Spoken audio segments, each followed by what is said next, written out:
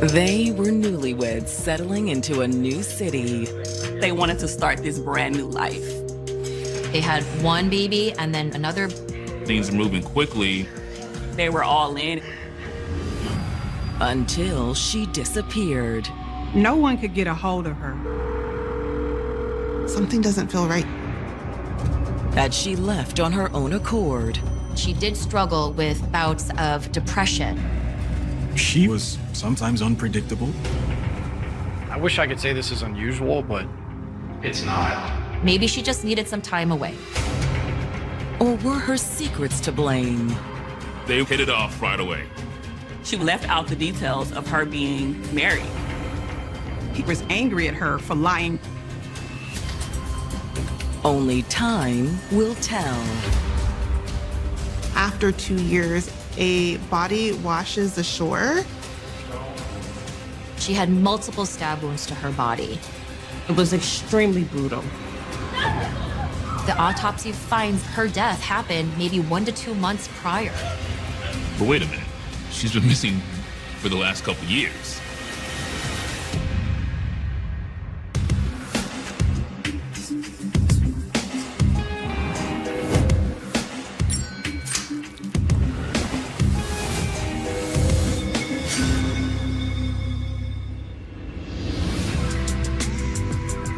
October 14th, 2014.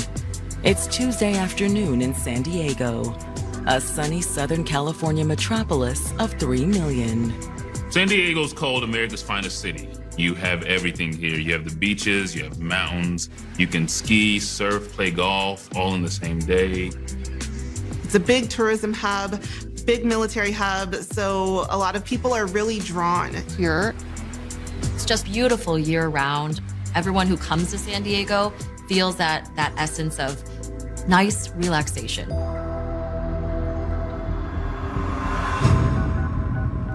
But 34-year-old Garrett Murphy is feeling anything but relaxed. This is Liz. You know what to do. Liz, it's me. Look, I'm not playing. Call me back. He's desperately trying to get a hold of his friend, Elizabeth Sullivan. She had a very close relationship with Garrett. They talked on a regular basis. So when Garrett didn't hear back from Elizabeth, it's almost like an instinctual, something doesn't feel right here. And now, after 24 hours with no word from Elizabeth, Garrett is ready to get the police involved. San Diego 911, what's your emergency? Yes, I think my friend's in danger. And he has good reason to be worried.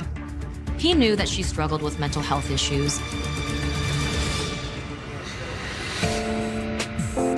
31-year-old Elizabeth Sullivan had first been diagnosed with depression as a teenager in Hampton, Virginia. Liz had some mental health struggles and different things in her past that ailed her. She had a difficult time managing her depression. She had also been diagnosed with borderline personality disorder. Borderline personality disorder is a condition that manifests in ways that look like emotional dysregulation, behavioral or cognitive dysregulation, chaos in relationships, and this unstable sense of self. If it's not diagnosed appropriately, if it's not diagnosed early on, and if you don't seek the proper treatment, it could wreak havoc in anybody's life. One of the challenges that she may have faced as a result of having this condition would be not feeling understood, not feeling seen, not feeling validated. And with that struggle, you can also find coping through substance use and the like. But there was more to Liz than her battles with mental health. She had this free spirit about her. She was creative and charismatic, and she really just had that energy that pulled you in. And that's such a beautiful thing to have, where you can connect and meet with different people. And in 2009, Liz connected with Matthew Sullivan, a handsome young sailor at a nearby naval base in Norfolk. He was a couple of years younger than Liz, but his kind, charming disposition attracted Liz right away. When you meet someone for the first time and you're truly attracted to them, that's a beautiful thing. Friends could see how much Liz's eyes lit up around Matt, and they loved seeing her truly happy for the first time. But their budding romance soon ran into trouble. He learned that he was being stationed out in San Diego. What? Yeah. Which meant he would be moving to the other side of the country. I don't want you to leave, no. Come with me. The easy thing for them to do to stay together was to get married. Seriously? Yes. Okay. Will you? Yes. Will you really? Yes. Let's do it. Here's a guy in uniform, in the military. He's gonna give you stability. He's gonna give you the life that you've always dreamed of. So she says yes. In January of 2010, only a few weeks before being stationed in California, the couple married. That allowed Liz to go with Matt all the way to San Diego to start this brand new life. The couple quickly settled in the Liberty Station district. In San Diego, Liberty Station is associated with the military lifestyle and also the family lifestyle. That area is a smaller community, an affluent community, and people are known to help each other. Military life in a relationship can mean long periods of time where you're not connected with a loved one, long periods of time where you have to adapt. But Liz rose to the occasion. She looked for opportunities to engage with new people, create new friends. She's able to get out of the house and meet people and do stuff. Hey, let's check this out. She even got a part-time job. It seemed like she had left the old, depressed Liz behind. And before long, she had some exciting news. Liz found out she was pregnant. They had one baby, and then less than 2 years later, they have another baby. So life is kind of moving quickly, and she's along for the ride. It felt like she had finally found the purpose in life she had always longed for. It's important to have a sense of grounding, a sense of knowing who you are. But now, unable to get a hold of Liz for more than 24 hours, her friend Garrett Murphy has called the police. He had some significant concerns about her well-being. He knew all about her struggles with mental illness. She confided in Garrett. And he knew Liz was under additional stress lately. Her husband Matt's mom and sister were coming to town and planning to stay with them. She doesn't really get along with his family. Liz was uncomfortable being with them for an extended amount of time. In fact, Garrett says that's what actually got him worried in the first place. Yeah, a few days ago she told me she was dreading her arrival. Garrett was keen enough to know when something was wrong and something was off with the 31-year-old Elizabeth Sullivan had overcome a lifetime of mental health struggles to make a fresh start with her husband Matthew and their 2 daughters. They were excited about creating a life and a family together. But now, Liz's friend Garrett Murphy has just told police dispatch that no one knows where she is, not even her husband. Garrett says he called Matt when he was unable to reach Liz. He just said that she packed up her bag and took off. Liz was the free spirit who was sometimes unpredictable, sometimes impulsive. Garrett admits that it's not unusual for Liz to take off for a few days. She goes through bouts of depression, and she decided to take breaks to kind of get herself back on track. But according to Garrett, this time was different. She usually gives people a heads up. Just got a bad feeling about this. He says that Liz could be a danger to herself.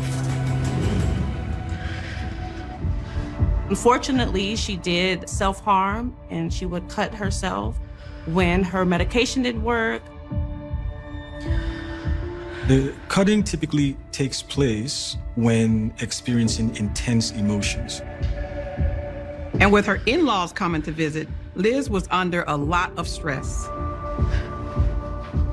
The cutting is a way for them to manage the stress, to manage their emotions.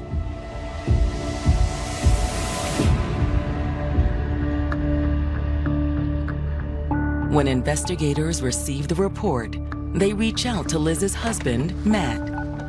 I don't think law enforcement really sensed a level of urgency and a level of immediacy when they first made contact with Matt Sullivan. After all, Liz does have a history of checking out for a few days. They're already thinking, what can this guy tell us about his wife? Is he concerned? When they drop by the Sullivans' home and speak to Matt, that doesn't appear to be the case. I wish I could say this is unusual, but it's not. He confirmed what Garrett told them about Liz's history of depression. She's been doing a lot better since we moved to San Diego. But he says that Liz had been dreading the upcoming weeks. He told law enforcement, my mother's coming in town, my sister's coming in town, and Liz doesn't get along with my family. When somebody is dealing with symptoms of depression, one of the hallmarks is isolation, kind of withdrawal. What time did she leave? Last night, around 8 p.m. And from what Matt could tell, she wasn't planning on coming right back. When she left, there was a suitcase that she took. She took her phone, she took her laptop. But she didn't take her car. Did someone pick her up then?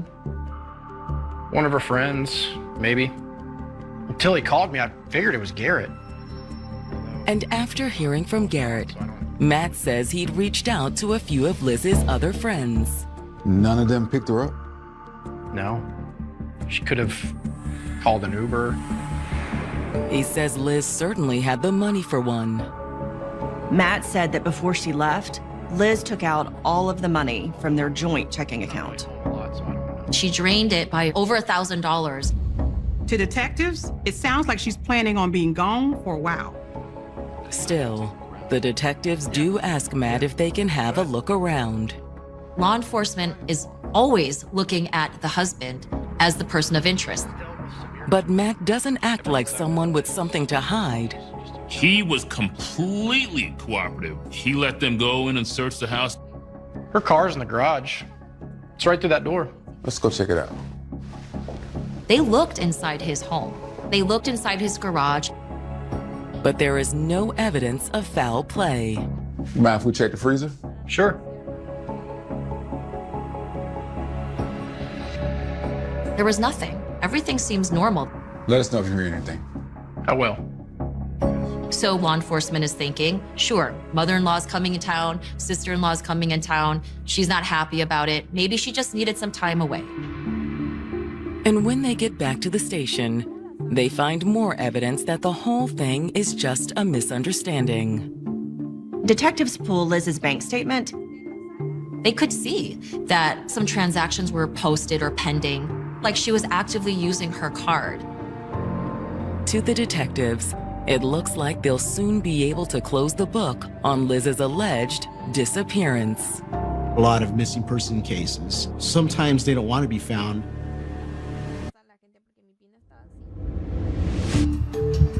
San Diego detectives investigating the disappearance of Elizabeth Sullivan have just received a report that someone has recently spotted the 31-year-old mother of two. There was a deputy sheriff who reported that he saw her approximately 3 days after she was reported missing. He was at Liberty Station near the Sullivan home, and he saw a young woman that matched the appearance of Elizabeth Sullivan. And when he saw Liz's photo on the missing persons report, he contacted detectives. The encounter he describes is concerning. He reported that she was disheveled and seemed a little bit confused. She was looking for her phone. Are you okay? Miss, hello? The deputy, who was off duty at the time, said he had offered the woman some assistance. But she wasn't interested. You can only provide as much assistance as someone would be willing to take. The detectives believe the deputy's information to be credible. The fact that Liz had apparently lost her phone could explain why no one had been able to reach her. But the sighting is little comfort to Liz's friends and family. Maybe she was suffering from some mental health episode that she needed help. A lot of times you'll see people reach their rock bottom when they're struggling with mental health illness and substance abuse. However, with reason to believe that Liz is still in the area, friends and family step up their efforts to find her. They cast a wide net. Her pictures everywhere. On the news, you're seeing posters and flyers all over town. The efforts produce a flurry of additional sightings. Unfortunately, when police follow up on the sightings, they're unable to locate Liz. It's also unclear if any of the sightings are genuine. Misidentities happen all the time. Despite the frustration, Liz's friends and family refuse to give up. Her dad comes from Virginia to look for her. You got people raising money, people searching. It's on the news every day. Even Liz's father and her husband Matt speak to the press. But as the days turn to weeks, the family struggles to keep hope alive. That November, Matt tells People magazine that he is running on fumes. And with the case gaining national attention, detectives are starting to think someone doesn't want Liz to be found. The question is whether that's Liz herself, or is someone trying to make it look like she walked out on her life.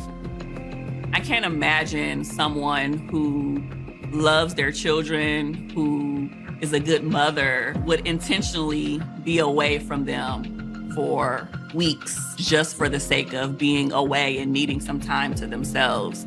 It just didn't add up.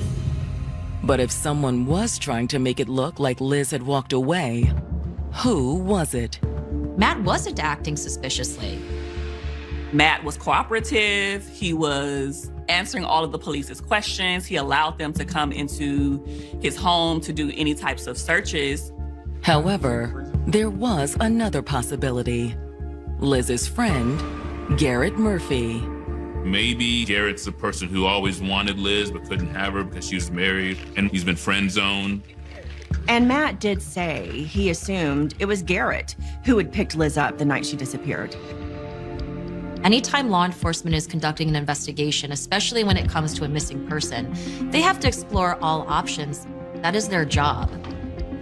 The detectives ask Garrett to come in and answer a few questions. The night Liz went missing, where were you? At home. Why? As the questions continue, he starts putting two and two together. He was extremely upset that he was looked at as a potential person of interest. Wait, you seriously think I did something to her? She was my best friend. He's thinking, she's one of my best friends. I'm the one who was concerned about her and actually reported her missing. According to Garrett, his relationship with Liz is purely platonic. They really cared for one another. He had an extreme level of empathy for her. Talk to each other about anything. No judgment. Whatever Liz was going through, he always had an open door for her to walk through if she needed him. He kind of just became a safety net for her. She was able to share all of her past woes, her mental health issues. Garrett Murphy was her true confidant, the person that she turned to with her deepest and darkest secret, that she engaged in self-harm. She was honest about self-cutting. And in order to tell someone your deepest, darkest secrets, you have to trust him. In fact, Garrett says that Liz had told him an even darker secret. Liz was having a lot of trouble in her marriage. She's at the end of her rope. And he fears she may be suicidal.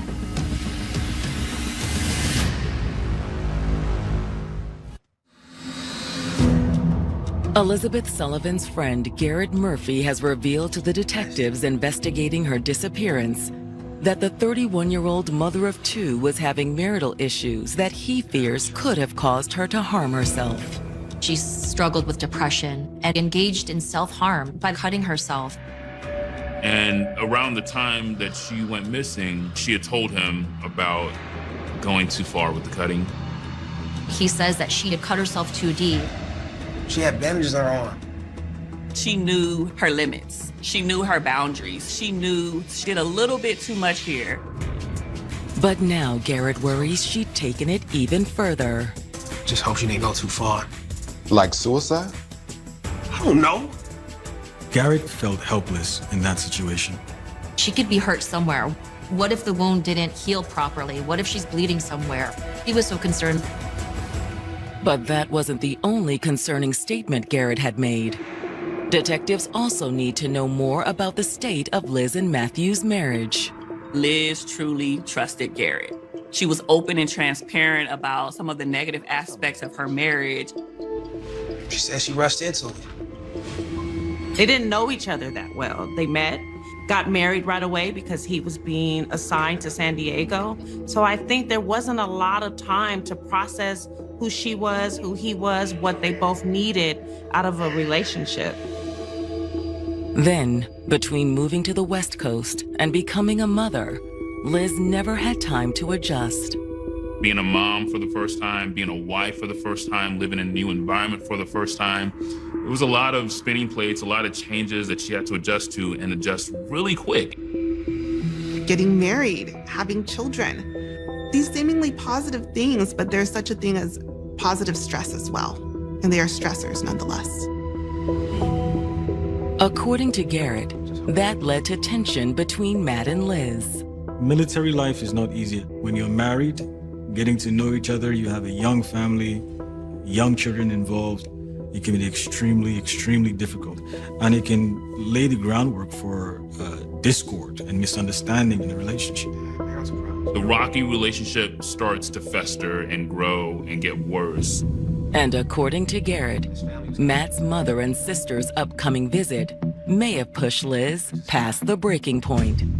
Liz is not having it. She doesn't feel comfortable. Doesn't sound like she had a great relationship with her in-laws. So she is not feeling good about this at all. And again, she's already kind of on the outs with Matt at this point. Garrett says he'd urged Liz to leave Matt. This relationship was deteriorating right before his eyes. But he says that Liz was reluctant. Being that Matt was the primary breadwinner, she didn't necessarily have the financial resources. She was heavily dependent on her husband. But according to Garrett, that hadn't stopped Liz from seeking an escape. She decided to get on dating apps. I think she probably thought this relationship is over. Did she meet anyone? There was this guy named Victor. She's been seeing Victor for a few weeks. Anytime you have a wife that's now dating other persons, that's huge because the other person now could be a suspect. Or could that provide a relatively innocent explanation for her disappearance? Let it be off. Was this a situation where Liz Sullivan thought, you know what, I'm going to move on with my life and I'm going to start a new life with Victor? Hoping to track down Liz's alleged boyfriend, the detectives turned to the dating app. They used a subpoena to get access to her chat history.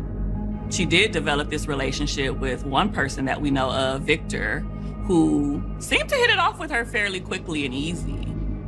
But Liz hadn't been entirely upfront with her new suitor. There were some missing pieces to the story. She definitely said that she was a mother and she had children, but she left out the details of her being married. She can't really tell him everything because it's gonna scare him away. Liz didn't tell him, but shortly before she disappeared, Victor somehow learned the truth. And based on what they can see in the chat history, Victor was angry at her for lying to him. Who knows? Maybe he doesn't want it out there that he was involved with a married woman, because once he found out that she was married, they kind of broke things off. So much for Liz running off with Victor. But could Victor still be responsible for her disappearance? He's already angry about the lies. Maybe there was a confrontation and things just got out of hand. Once Victor Kennedy came into the picture, he was going to be a wealth of information for the investigators, or at least that's what they thought. But he's not interested in answering any questions about Liz. He was not as cooperative as they had hoped he would be. In fact, He told detectives to talk to his lawyer. Sullivan have learned that she'd been having an affair with a man named Victor Kennedy. When the detectives tried to contact Victor, he told them to talk to his attorney. Obviously, everyone has a right to have an attorney, but it may look suspicious. Once it became clear that Victor Kennedy was not going to cooperate, law enforcement was thinking, well, is it because you had something to do with this? With Victor unwilling to talk, the detectives run a background check. What does he have to hide? Does he have any restraining orders, any type of domestic violence in his past? But when the background check comes up clean, the detectives subpoena Victor's cell phone records. Comparing the text with the messages they found earlier on the dating app, it appears Victor stopped communicating with Liz when they broke up. But the detectives do find something intriguing. Matt had been texting Victor. He's saying things like, hey, I see that you had a good chat with her. It was as if Matt wanted Victor to know, I know you guys are talking. It was a very strange, almost stalkerish vibe. Matt was definitely trying to assert some form of control over the situation. He was saying things like, well, I'm going to cut her off financially, and she's your problem now. Matt knowing about Liz's affair raises a huge red flag for the detectives. The fact that he doesn't say this from the get-go causes them to be a little bit more suspicious. Maybe this is the case of a disgruntled husband who is angry once he learns about an affair. Did a love triangle and a jealous husband lead to Liz's disappearance? Detectives bring Matt in and ask him about the affair and his texts to Victor. Did you threaten Victor? Honestly, I was just messing with him. He painted this picture that he was not concerned at all. And he admits that their marriage wasn't what it had been. They were living separate lives. They want to be able to keep the family intact for the children and come across as, we're fine. I wasn't too concerned about him and Liz. I mean, we were fine. But you weren't fine. No. Like heading for a divorce? It had come up. In fact, Matt says that's one reason his mom and sister were coming to stay with the couple. Matt wants to bring his family around to help take care of the kids. We just needed time to sort things out. Matt said the trouble in the marriage is exactly why he wasn't too surprised when Liz packed a bag and left. He painted this picture of Liz as this person who was unstable, who cheated on him, who didn't really care about the children. If they were having some significant major problems in their marriage, they must be wondering, Matt, why wasn't this brought to my attention before? When the detectives start digging into the couple's financial records, some of what they find appears to back up Matt's claim. They discover what Liz did with the $1,000 that she took out of their joint account. Liz had retained an attorney. But as they dig deeper, they come to a disturbing realization. Earlier, when they looked at her credit card activity, it looked like she was still using her card. But looking back, that doesn't appear to be the case. Blurring the lines was when they were purchased versus when it was posted. And when the detectives look at Matt's account, they find something even more disturbing. The day that she was reported missing, Matt went to a local hardware store to get carpet cleaner, and he bought industrial-sized plastic wrap. And it's not hard for the detectives to guess why. Finding out about the affair, him finding out that she drained the account because she wanted to hire a divorce lawyer, their theory was that that's when he just lost it. But a theory is a far cry from a murder conviction. In the criminal justice system, the prosecutor has to prove beyond a reasonable doubt that someone is guilty. They have no smoking gun. They don't even have a body. It's going to be really challenging to convince a jury that something has happened, especially with someone like Liz, who was known to run away. And then you have other people coming in and saying, oh, we may have saw her. At this juncture, I don't think that there's enough evidence for law enforcement to arrest him or for the prosecutors to move forward with the case. As a result, the investigation stalls for the next 2 years. And during those 2 years, there's no sign of Liz. I can only imagine the pain that Liz Sullivan's family was experiencing because at that point in time, there's no closure. Praying every day, like, just give us something, give us a clue. But there was one person who didn't seem all that bothered by Liz's continued absence. Her husband, Matt. He's moved on. He's got a new girlfriend, living in his house. He's got a new baby. For those who think he's guilty, Matt had essentially gotten away with murder.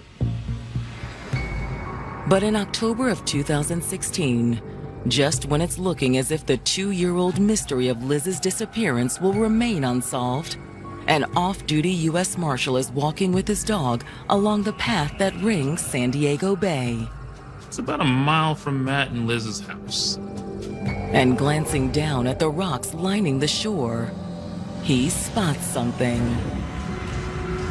Initially, he thought it was a Halloween prank. But as he gets closer, the marshal realizes it's no prank. That's definitely a body. It was not your typical homicide. All new Deadly Case Files. Next, only on TV One.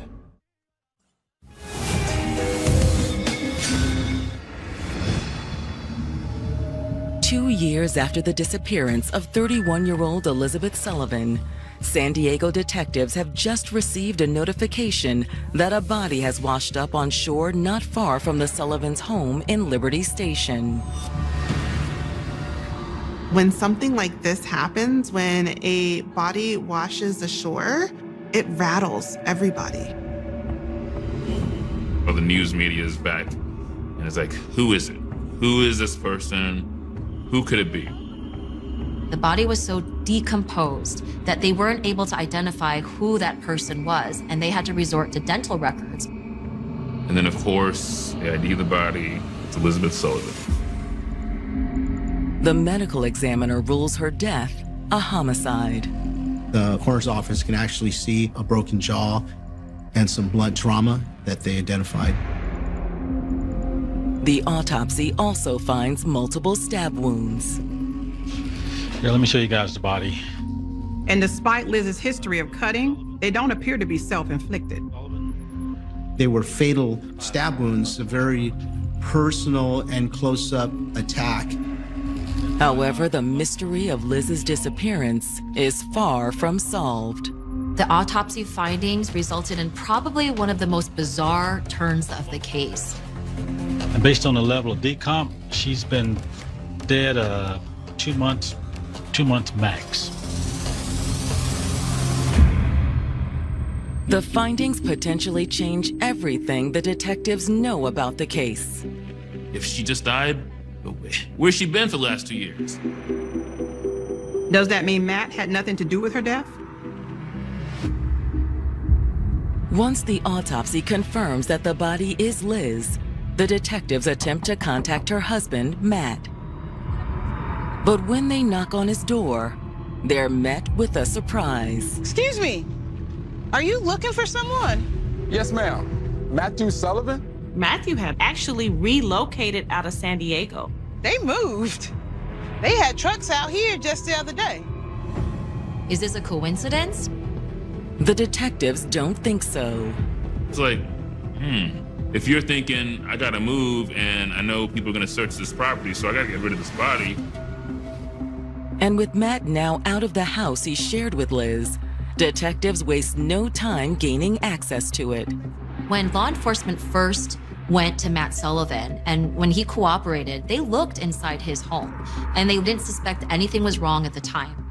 But when they go back to search his home, they conduct a more comprehensive search. At that point in time, detectives are doing an ultra-fine comb through of the house. They search from top to bottom, starting in the attic. And what do they find? They find a military-style knife that was hidden in the insulation in the attic. Could it be the murder weapon? Keep in mind, the knife wasn't just in plain view, it was hidden in the insulation. From the attic, The detectives move to the master bedroom. Everything seems fine until they bring out the luminol. Luminol is a chemical that under black light reacts to traces of blood, even blood that's been cleaned up and that's no longer visible to the naked eye. They found blood in the master bedroom. They found blood in their bathroom, which tells us that there was a major fight that occurred in those areas.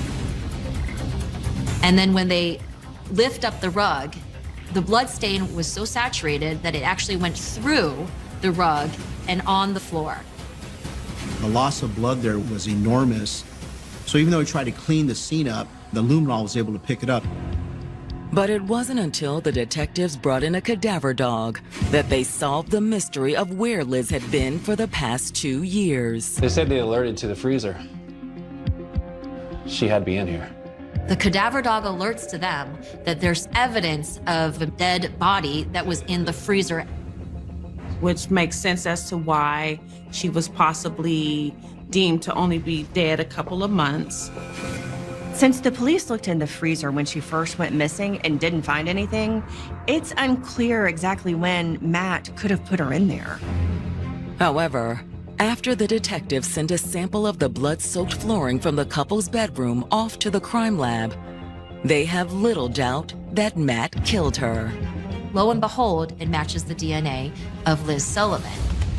Once the police knew that Matthew most likely did this, they went and brought him right back to San Diego. Arrested on murder charges, when Matthew goes on trial in February of 2020, prosecutors argue that Matt, already irate about his wife's affair, went over the edge when he learned she'd retained a divorce attorney. We know that she started the process, and we know that she transferred the funds to start the process of distancing herself and divorcing herself from Matt. That was the final straw. According to the prosecution's theory, sometime on the evening of October 13th, Matt confronted Liz about her plans. That money you took out of the account, I know what it was for. Over, Matt! At some point, you say, I can't do this anymore. At some point, I have to seek it out.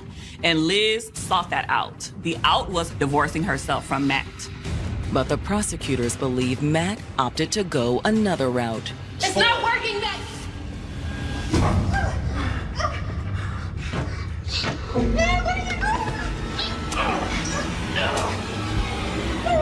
He attacked her.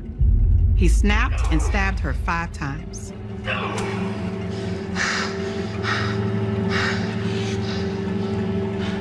The next day, he wrapped her in plastic and hid her body and the knife in the attic and tried to clean the carpet to cover his tracks.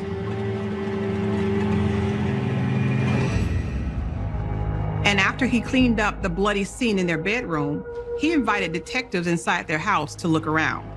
And then he played the part of a poor put-upon husband with an unstable, mentally ill wife. I wish I could say this is unusual, but it's not. Then, once the coast was clear, he moved the body from the attic to the freezer. The question was posed to the medical examiner: if this body had been frozen for the last 2 years, would that alter your findings of the body being a month or 2 old? And the answer was yes. It's more than enough to convince the jury. The jury came back guilty on second-degree murder. In order to have first-degree murder, the prosecution would have had to have proven that this was premeditated, that he really wanted to kill her. And there was no proof of that. It seems like it was a crime of passion. The judge sentences Matt to life in prison with the possibility of parole in 16 years. It's disappointing that he was only sentenced to 16 years to life.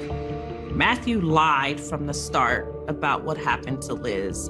He let her family suffer for 2 years, not knowing where she was. And Liz's family and friends continue to struggle with the fallout. Is justice ever served? Really? At the end of the day, it was a lose-lose situation. This is very sad, and it takes a lot from the family to go through this process. Everybody lost. Liz and her family lost, and her friends lost. Bright, young woman who put a smile on a lot of people's faces.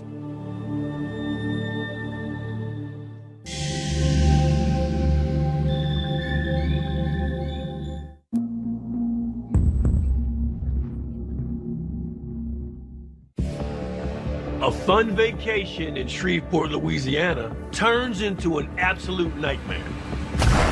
I'm calling for shots fired. The place looked like a war zone.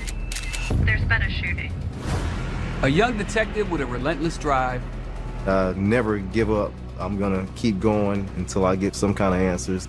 Must piece together. There are two different guns. One of the most challenging cases he's ever worked. Unbelievable.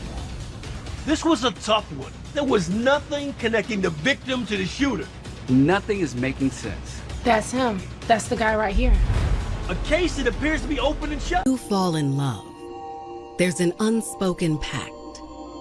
I am there for you. You are there for me. No matter what.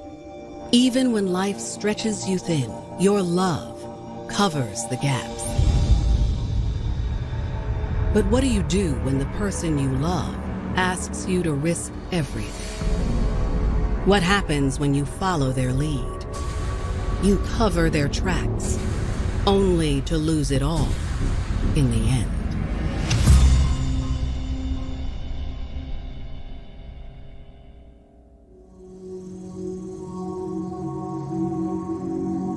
November 9th, 2015.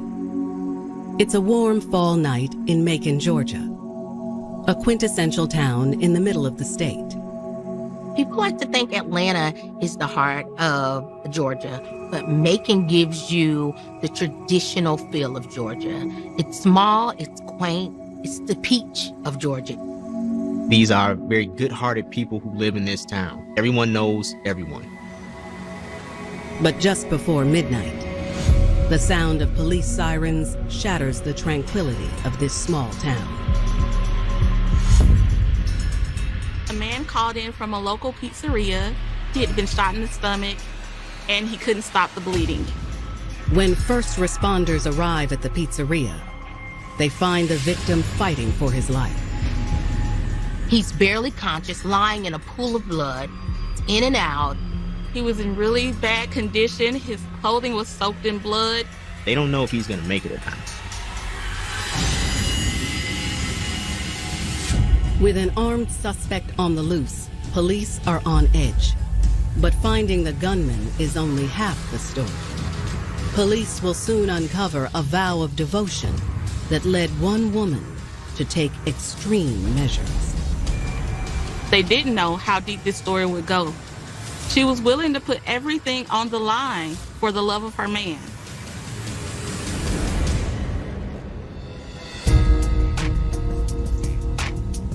Born and raised in Macon, 23-year-old single mom Jasmine Holt was no stranger to hard work. Jasmine Holt was young, fun-loving, feisty, hardworking. She was. Very bubbly personality. Everyone loved her. Very friendly. People just loved to be around her. She knew what she wanted out of life and did what she needed to do to get it. Jasmine hustled hard, balancing 3 jobs to support her 2 young daughters.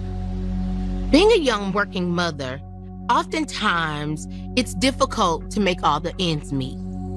You have rent, you have utilities, you have childcare, you have food. Jasmine took care of her family. She made sure that her kids had everything that they needed.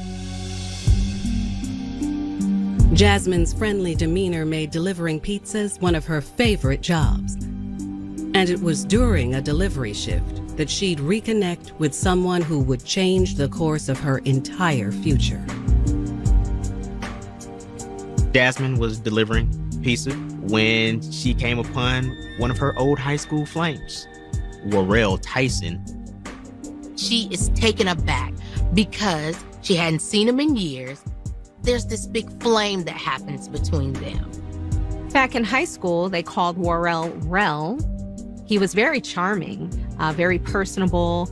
Warrell was just as surprised and equally as happy to see her, and it brought back memories. They instantly reconnected. He turned on that Southern charm and that charisma that he was known for and moved quickly to asking her out on a date.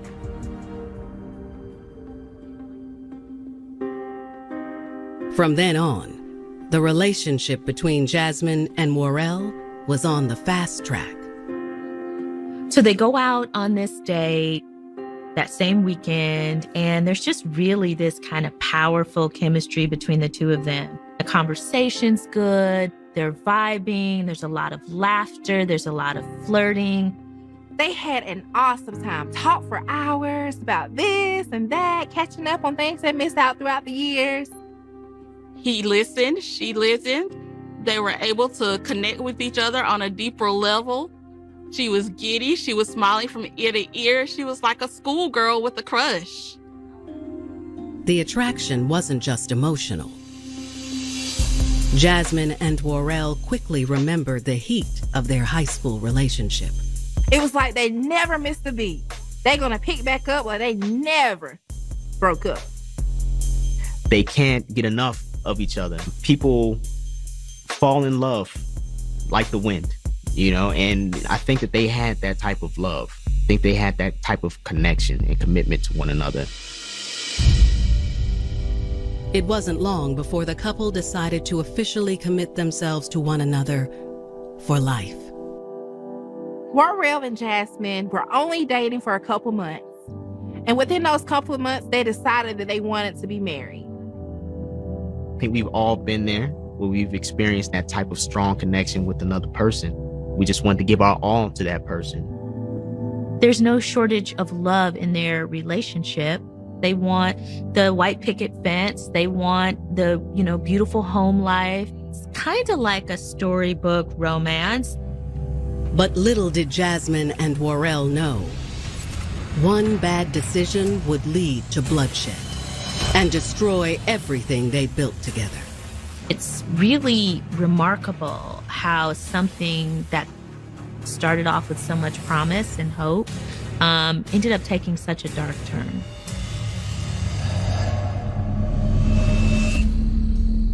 November 2015. Police are trying to get to the bottom of what went down during a shooting at a local pizzeria. It was a horrific scene to see. A man laying in a pool of blood, holding on for his life. The man was clearly in a lot of pain. He was in and out of consciousness. But before he passed out, he was able to identify himself as 27-year-old Titus Rogers, the manager of the pizzeria. As EMTs prepared to transport Titus to the hospital, investigators are trying to figure out why he was shot and where the gunman is now. The police immediately fan out the area because they know they have an active shooter on the loose. They have to find the shooter before someone else gets hurt. With Titus en route to the hospital, detectives begin combing the scene for clues. They're looking for things like fingerprints. They're looking for things like ballistics, bullets, shell casings.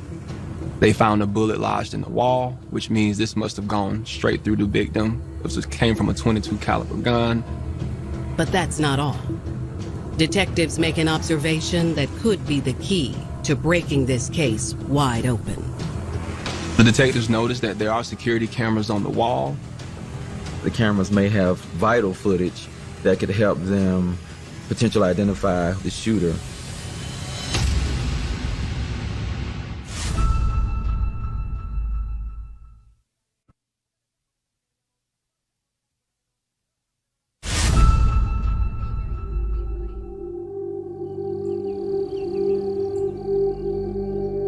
"23-year-old Jasmine Holt was happier than she ever thought possible. After reconnecting with her high school sweetheart, Worrell Tyson.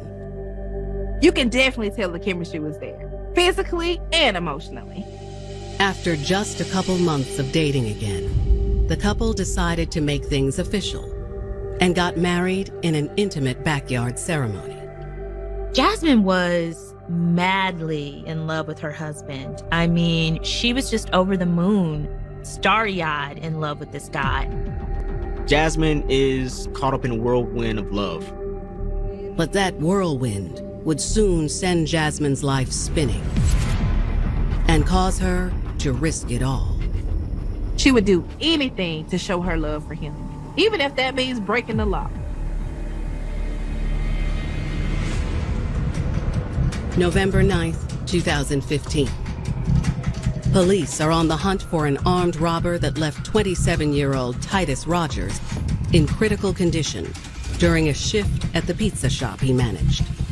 The police got a serious job on their hands. There's still a shooter at large. As Titus fights for his life at the hospital, police are combing the crime scene for evidence that could lead them to a suspect.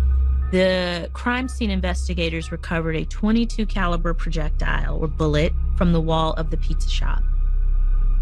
Recovering the bullet is a win for investigators, but they also notice another potential lead: security cameras mounted throughout the store. They are hoping that the footage will give them details to what happened during this crime. Those surveillance cameras will have some video evidence that can show them who the shooter was in this case. However, they won't be able to get their hands on the footage just yet. Unfortunately, they can't access these videos until the manager gives them access. He's the only one that has access to the cameras, and he is currently in the hospital. Detectives head to the hospital, hoping doctors have been able to save Titus's life. And they're in luck.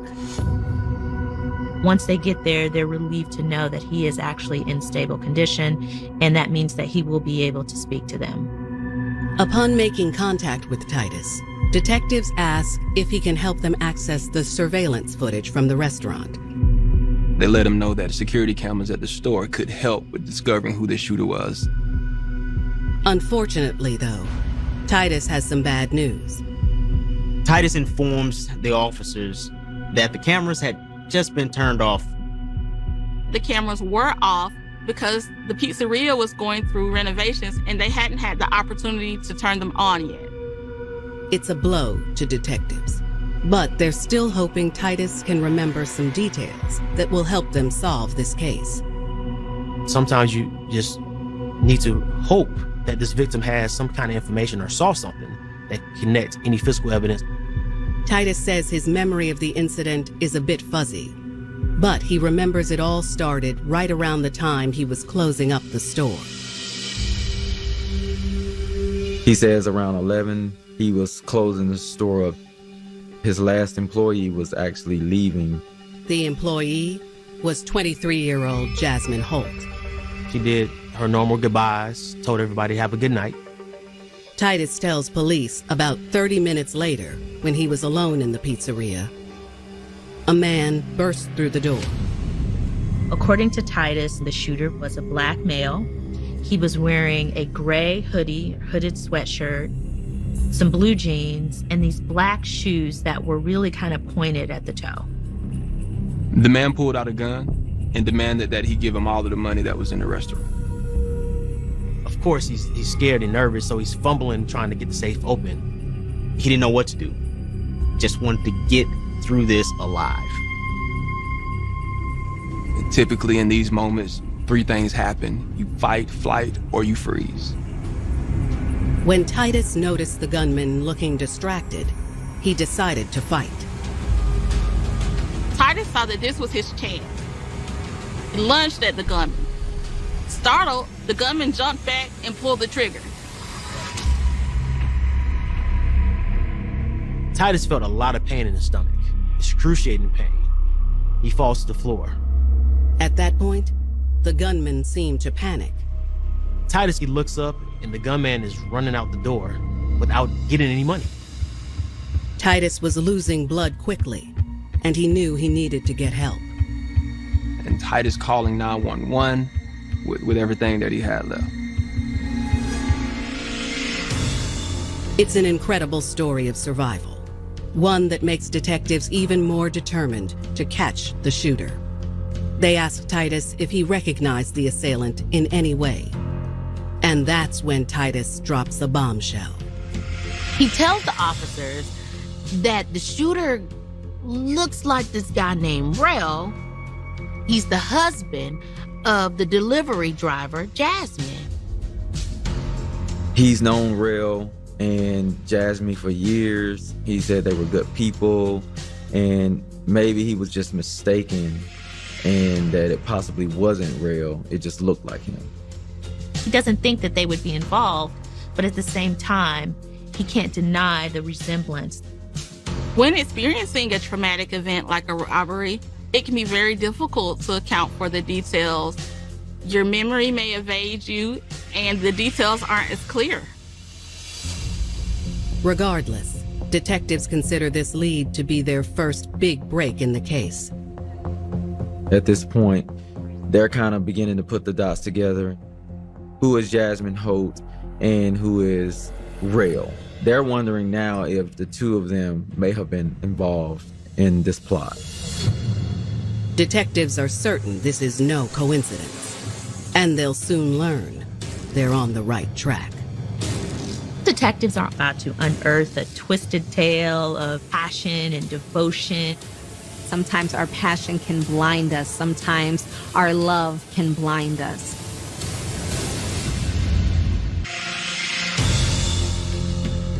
November 2015, Macon, Georgia. Police are on the hunt for a gunman who attempted to rob a local pizza shop and nearly killed the manager when things went wrong. This is a small town. News gets around quickly, and things like this don't happen every day. It caused a lot of confusion, a lot of worry. People want to know who did this. When detectives speak with the victim, Titus Rogers, he says the assailant resembled the husband of one of his employees, Jasmine Holt, and Jasmine was the last person to leave the shop before the gunman entered. It's really suspicious. So they need to get back to the office to do some digging on Jasmine and her husband. As the morning hours stretch on, detectives run background checks on Jasmine and her husband, Worrell. It's soon clear that this isn't Worrell's first run-in with the law. He is no stranger to the law. He has previous convictions, gang affiliations. Jasmine's record, however, is quite the opposite. They find that she has absolutely no criminal history. She is as clean as they come. She's never been arrested, never been in trouble. From the looks of Jasmine's social media page, she even seems distraught by the news of the attack on her manager. She's asking people, her friends, her followers, to pray for Titus because he's been shot in this armed robbery. She seems to show and express real genuine concern for what happened to him. Regardless, investigators take Jasmine's posts with a grain of salt. Investigators are also pondering whether or not Jasmine Holt is as innocent as her social media posts implicates. Detectives obtain an address for the couple and head over to the residence. When they approach the home, they recognize Jasmine sitting on the front porch. When the police detectives arrive, Jasmine is taken aback. Police ask, can they see and speak with her husband, Worrell?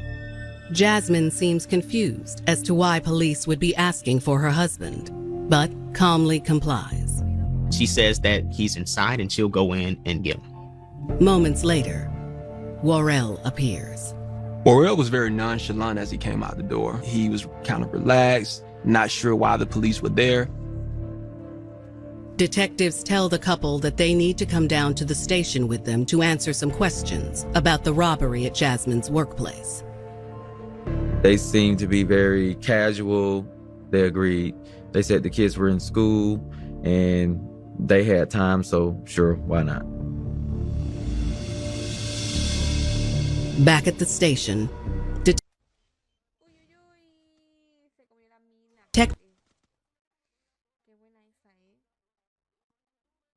Detectives cut right to the chase and tell Jasmine that Worrell is their number one suspect in the shooting of Titus.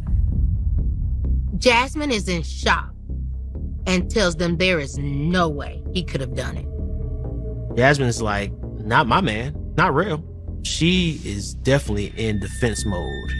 Jasmine says that Worrell worked at the nearby gas station and had the closing shift that night, so it would have been impossible for him to commit the crime at the pizzeria. She says he worked that evening and didn't come home until around 2 a.m. Police are really starting to get concerned that they have the wrong guy. They need to verify Worrell's alibi.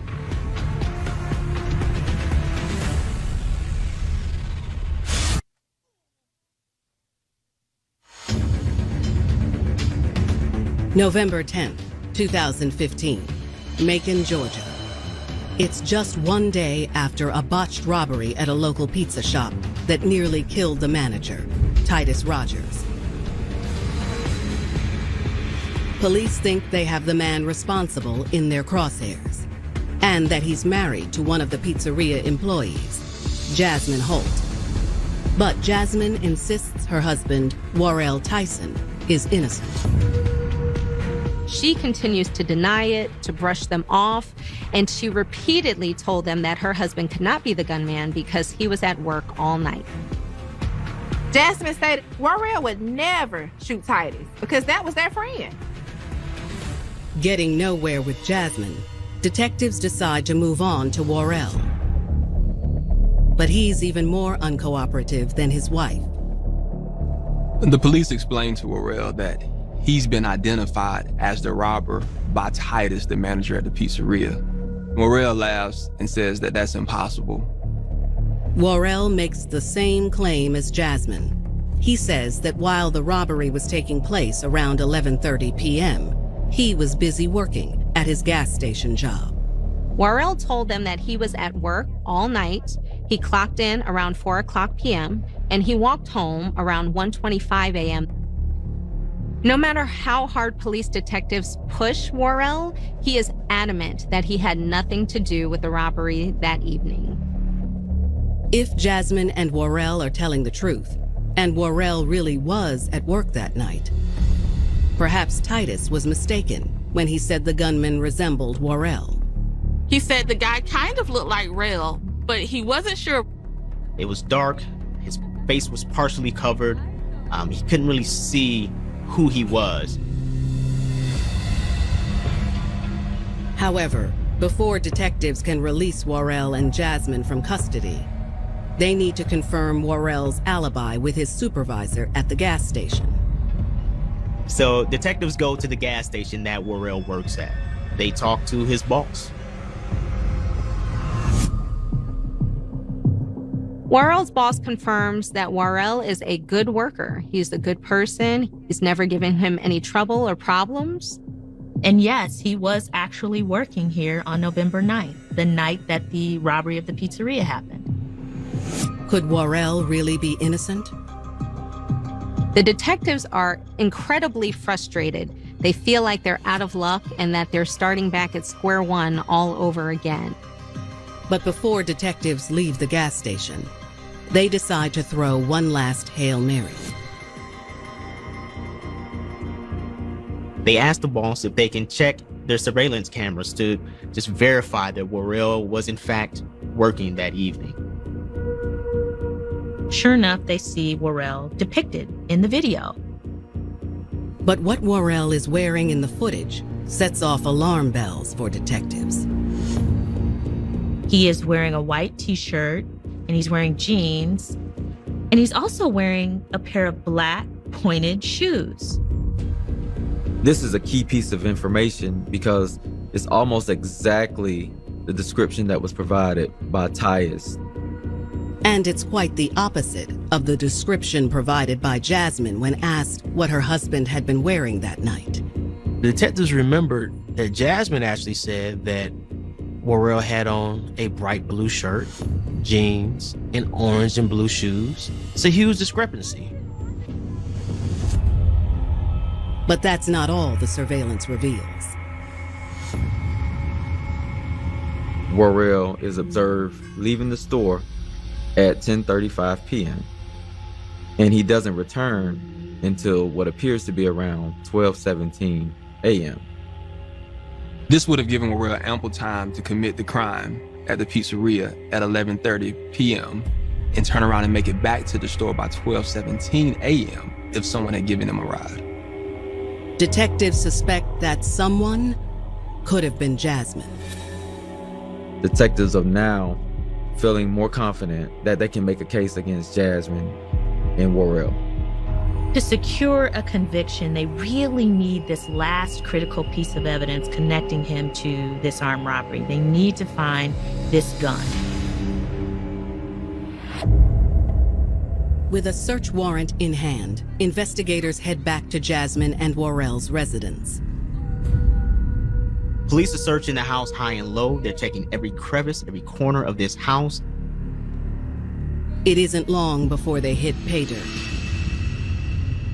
During the search, detectives quickly recovered the gray hoodie that Worrell's seen wearing in the surveillance video and the black pointy shoes.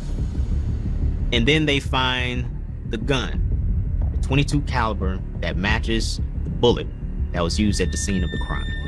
That was an incredible find for the detectives. That was literally the smoking gun. Armed with this new evidence, detectives decide to take another crack at the couple to see if they'll confess. They have a lot more facts, more pieces to the puzzle, and it's a game of chess now. It's soon clear that this time, their suspects' loyalty to each other has wavered. Here you see trust, betrayal, a lot of miscommunication in regards to how they felt that things should have played out. She went the distance for her man, and Worrell pretty much threw her under the bus.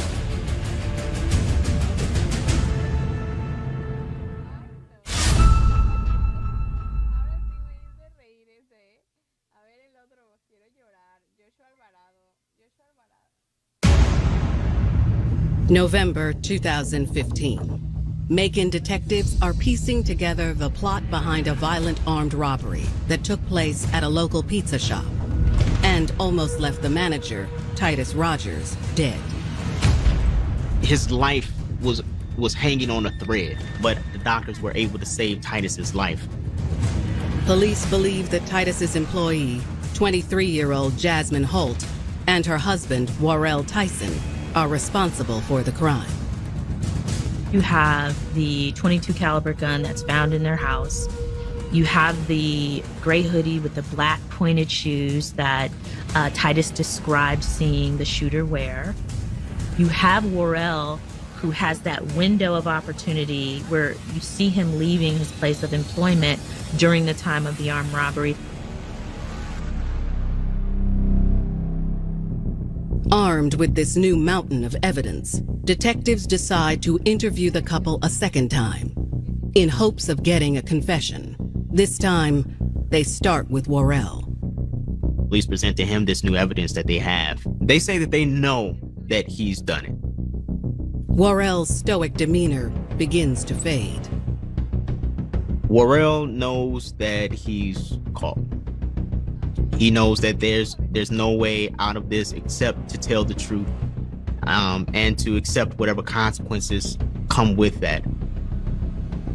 Worrell admits he's the one that shot Titus. Worrell confessed that he went into the store and held Titus at gunpoint. That's when Titus lunged towards him. He got scared, and that's when he pulled the trigger. Worrell wastes no time implicating his wife, Jasmine, in the crime as well. He admits that she was the getaway driver. She was in on the entire plan. When Jasmine got off of work, she picked him up, dropped him off at the pizzeria, went down the street. After shooting Titus, Worrell knew they had to get out of there quickly. He ran out of the store where Jasmine was waiting for him, and she drove him back to work at the gas station.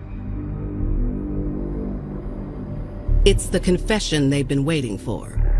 But police want to hear it from Jasmine as well. They decide to let Worrell talk to her, with the cameras rolling.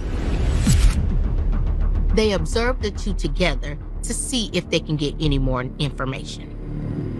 Jasmine at this point has no idea that Worrell has confessed to the officers and implicated her. I don't think that there's any doubt in Jasmine's mind at this point that they're gonna get away with what happened to Titus. Jasmine tells Worrell that she's denied everything, that she loves him, and that she'll do anything to keep them together. That's when Jasmine's husband drops a bombshell on her. Worrell tells her that he told the detectives everything, that he committed a robbery and she was involved too. Jasmine is visibly shocked. It's like the rug has been pulled right from up under her. This entire time, she went the distance for her man, and Worrell pretty much threw her under the bus. She can't believe after everything she's done for her man that he has put her in this position right now. She lied for Worrell. She stood strong with their story. For him to turn around and spill all the beans. She felt betrayed. She felt hurt. After her conversation with Worrell, a heartbroken Jasmine agrees to give her own confession to detectives. She has no choice but to, at this point, tell everything that has happened because Worrell has already, in essence, confessed and implicated her. She tells police that none of this was her idea. She's hardworking, she's a mother, and she never wanted to be involved in a crime like this. Here we have someone that kind of just got themselves caught up in like this web, and it got out of control, and it just really went somewhere she, I think, had not planned for it to go. Jasmine tells detectives the robbery plot was hatched out of desperation. She explains to them that they have just had a hard time making ends meet, frankly. They were just in so much debt. Regardless, Jasmine never expected her husband to suggest a robbery as an answer to their problems. When Worrell first came up with this idea of, doing a robbery, Jasmine was not with it. But he was persistent. He really was trying to sell her on this idea that this was their ticket to some fast cash to help their family. It would be a one-time only thing. They would never have to do this again. And they would just have so much less stress on them about finances. She loved him. She loved their family. He meant everything to her, and she didn't want to disappoint him. He sold her on it, and she really wanted to just please him and support him in his effort to support their family. Jasmine says they considered where to rob, and Worrell pushed for the pizzeria because it felt like less risk. Worrell continued to pressure Jasmine, saying that let's just do the place that you work at. You know the ins and outs of the store. Why not? She knew the store had recently undergone remodeling, and she knew the new security cameras had not been set up yet. On the night of November 9th, Worrell and Jasmine put their plan into motion. She tells them that after she got off at 11 p.m., she goes straight to pick up Worrell. Little did Jasmine know that what she thought would be a simple robbery would turn into bloodshed. She asked him what happened, and he tells her to just shut up and drive.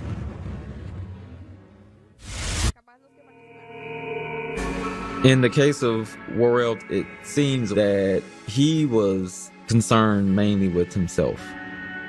It almost appears that his confession was in hopes that he would get a more lenient sentence. He was so willing to throw Jasmine under the bus, whereas Jasmine was completely devoted.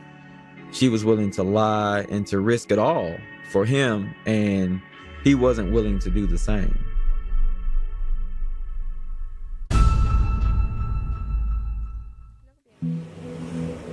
November 2015, Macon, Georgia.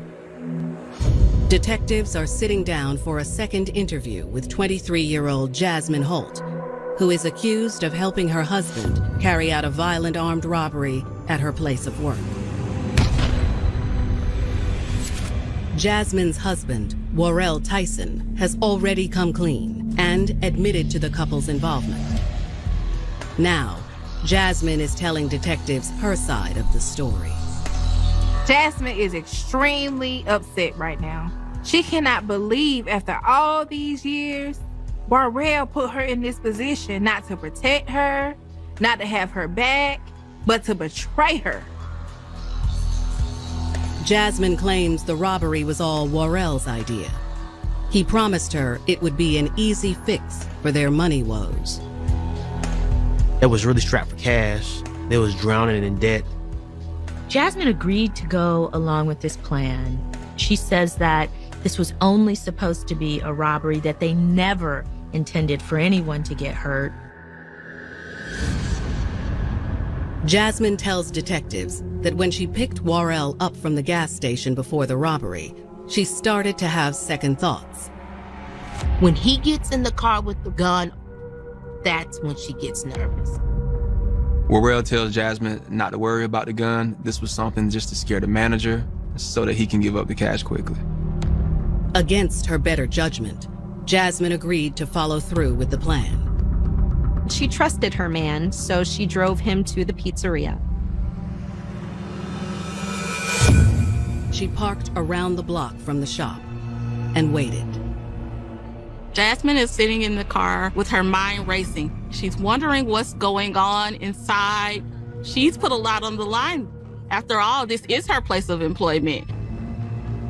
Suddenly, Jasmine heard a gunshot. Seconds later, she saw Worrell running out empty-handed. Jasmine asked, what happened? Worrell admitted to her that he had panicked and shot Titus. Jasmine is feeling really responsible, not knowing whether Titus is gonna live or whether he's gonna die. Jasmine tells detectives she wanted to go back and make sure Titus was okay. But Worrell insisted there was no time. He just said, shut up, just keep driving. Jasmine admits she followed Worrell's orders and dropped him back off at work to help him create an alibi. But I think the sheep didn't think that things would turn out the way that they did. They were a family. They wouldn't turn on each other. They would cover for each other if anything went wrong. Jasmine is really emotional. This whole plan that they came up with is really just crashing down around her. Police charged Jasmine Holt with criminal attempt to commit armed robbery. Worrell Tyson receives the same charge, in addition to aggravated assault. Prosecutors at this point are extremely confident about their case against Jasmine and Worrell. They've got confessions from both Jasmine and Worrell. They've got the victim's statement, and they've got the evidence to the crime. On October 5th, 2016, both Worrell and Jasmine take guilty pleas for their roles in the armed robbery. At their sentencing hearing, the judge doesn't go easy on the young couple. Both of them were sentenced to 20 years. Armed robberies are taken very seriously in the state. Even though Jasmine didn't pull the trigger, she'll still have to suffer the same punishment as her husband. In the eyes of the law, when you are a criminal co-conspirator, whether you are the getaway driver or the gunman, you are treated the same. While Jasmine is devastated to find herself behind bars, she's even more devastated to lose precious time with her two young girls. Jasmine's children are now being raised by her sister. She has lost being able to see her children grow, and she has lost her freedom. I think what is most disturbing about this case is that Jasmine was a young girl with a bright future up ahead of her. She had two little girls who needed her. And she just let this relationship, this love that she felt for this man, really just take her completely off her life's track. In essence, all of this was for nothing. They didn't even get the money that they needed for their family at the time of the robbery. And she sacrificed so much to be in this position.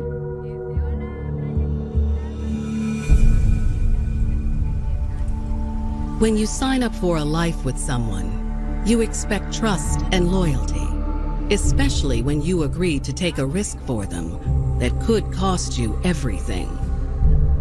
But if loyalty is lost and betrayal creeps in, the scars it creates can run deep enough to destroy your life from the inside out.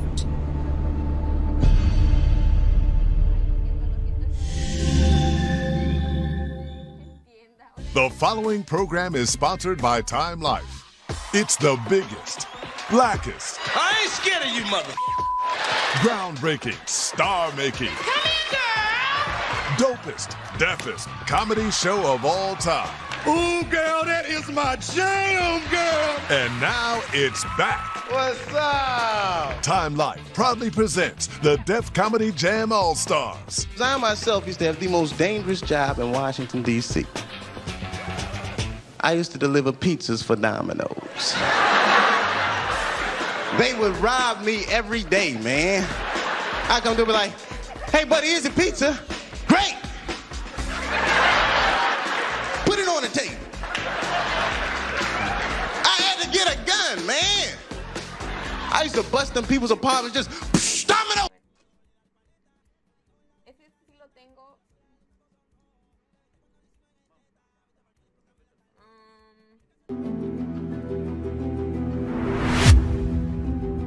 Social media and dating apps have forever changed the world of love and romance.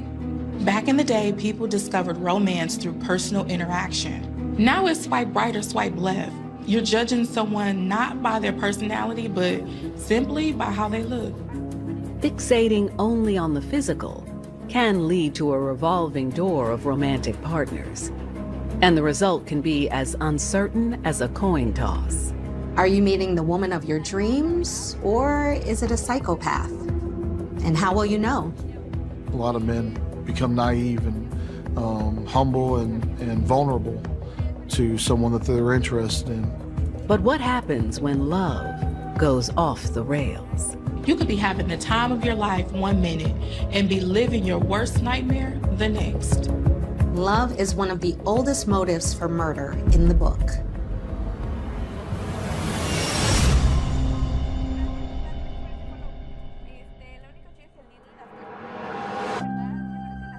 June 22nd, 2020, Columbus, Georgia. It's a warm summer morning in the state's second most populous city, one which continues to grow by leaps and bounds.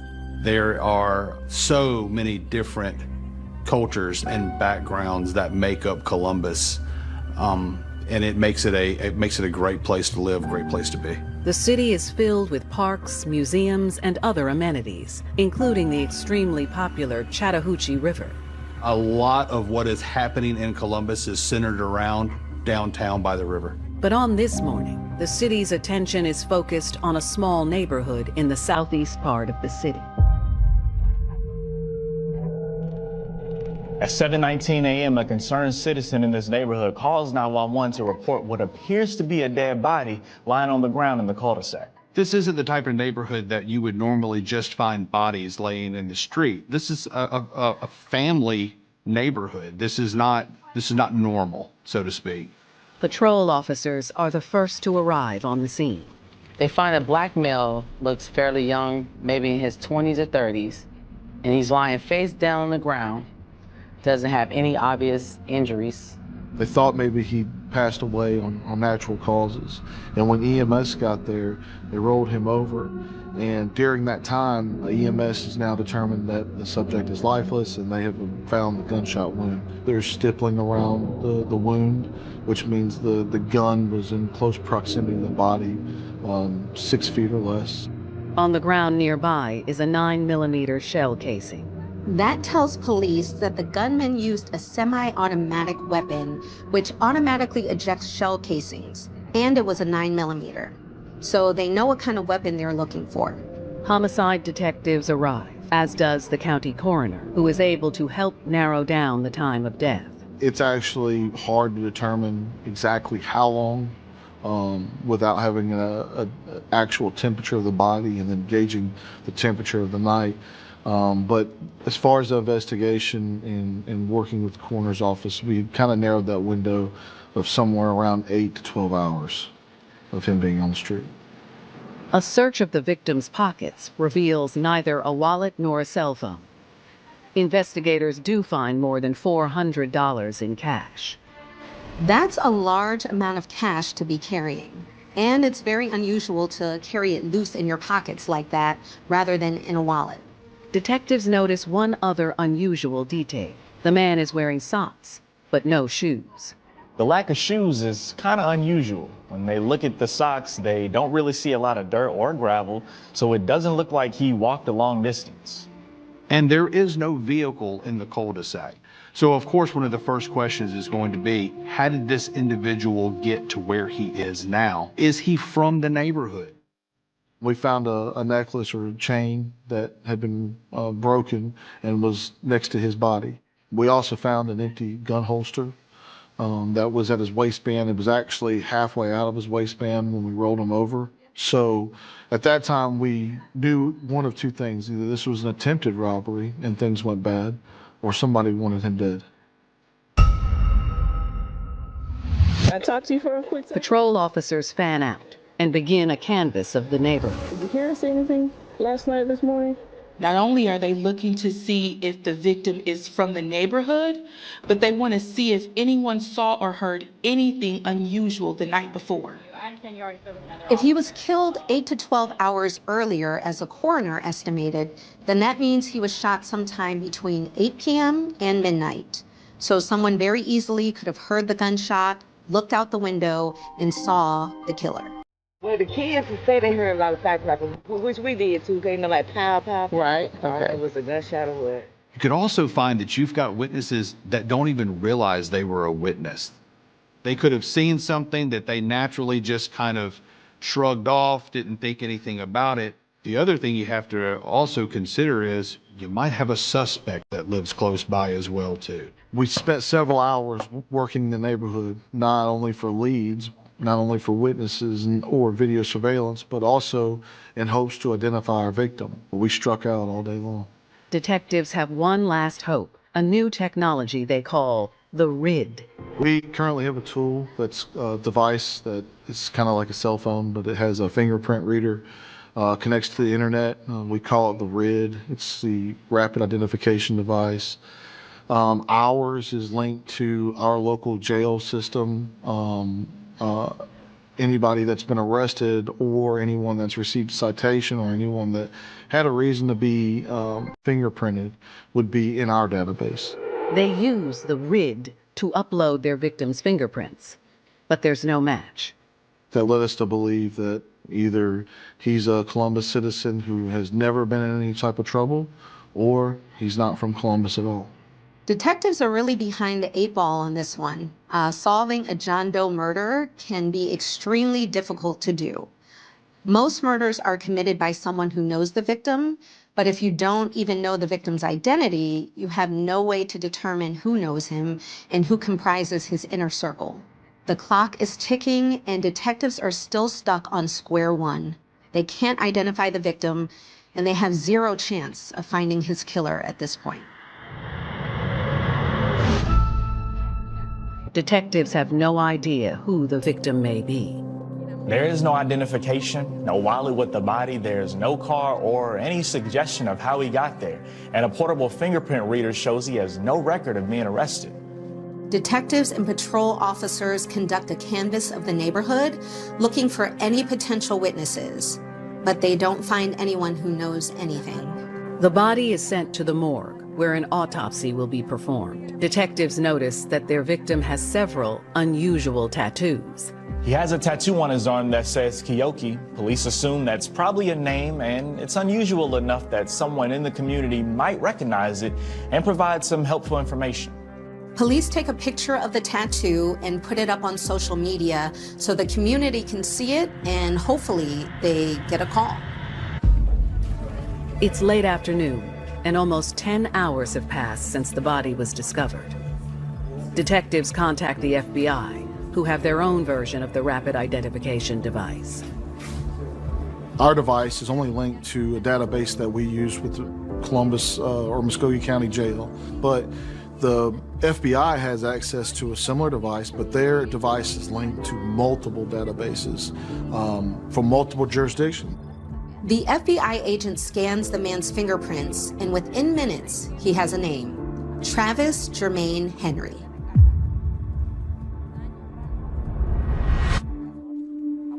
Travis Jermaine Henry was born on February 22, 1998, in Montgomery, Alabama. Travis, or Trav, Lil Trav, as we affectionately called him.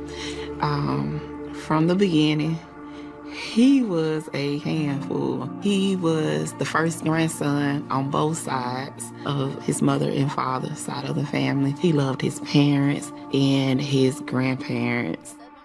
Travis's mother was Kiyoki Ball, and Travis was her only child. He gets a lot of his personality from his mom, because she was just so full of energy.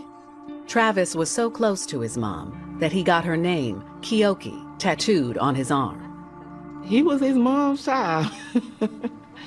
He was definitely his mom's child, and they shared a bond. He loved both of his parents, made no mistake about it.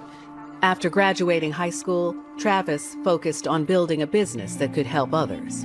He had like that entrepreneur spirit about him. He wanted to build and even do things in his community. One of the things he wanted to do was he wanted to buy properties, rebuild and, revitalize, renovate these properties and offer low-income housing. It didn't take long for Travis to find success, and he enjoyed its trappings.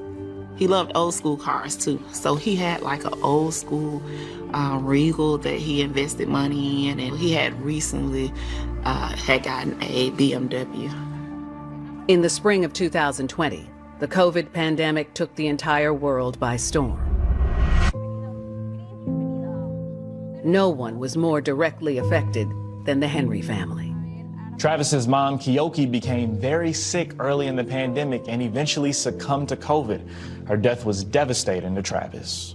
During the early stages of COVID, you couldn't visit your loved ones. You had to just kind of talk to them over the phone. That last week or so of his mom's life, he wasn't even able to be with her physically, to comfort her, just be there with her. Just 2 weeks later, Travis's grandfather also passed. His grandfather had suffered a stroke, I think it was, and he was hospitalized. But once his grandfather found out about the news of losing his daughter, of losing Kiki, needless to say, it just kind of floored him. So Travis' mom passed on May the 20th. His granddad died, I think it was June the 7th.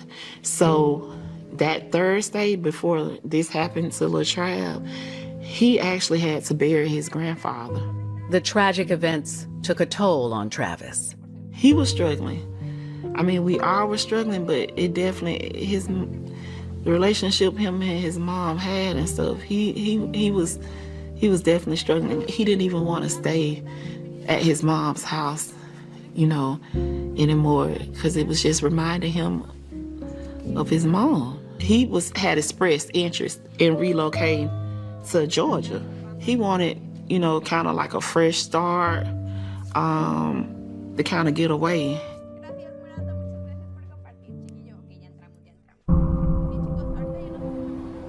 With their victim identified, detectives are able to move the investigation forward.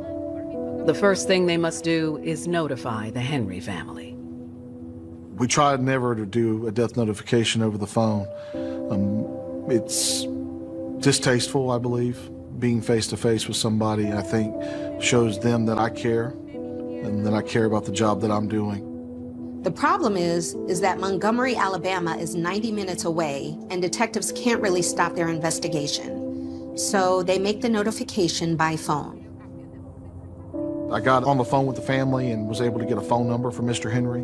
I knew that plotting his cell phone would be huge in understanding where all he was at.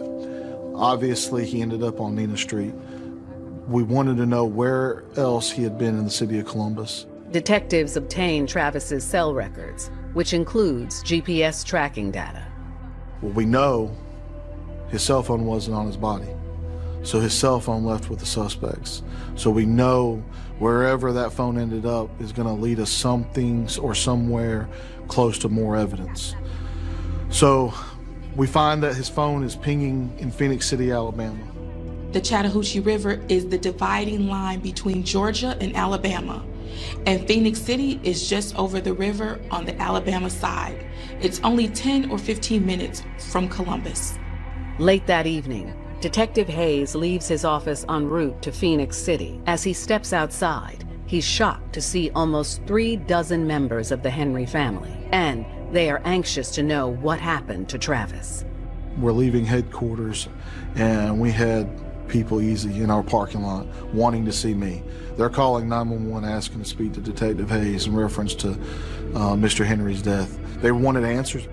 Now this kind of anger is kind of simmering, starting to simmer, because why?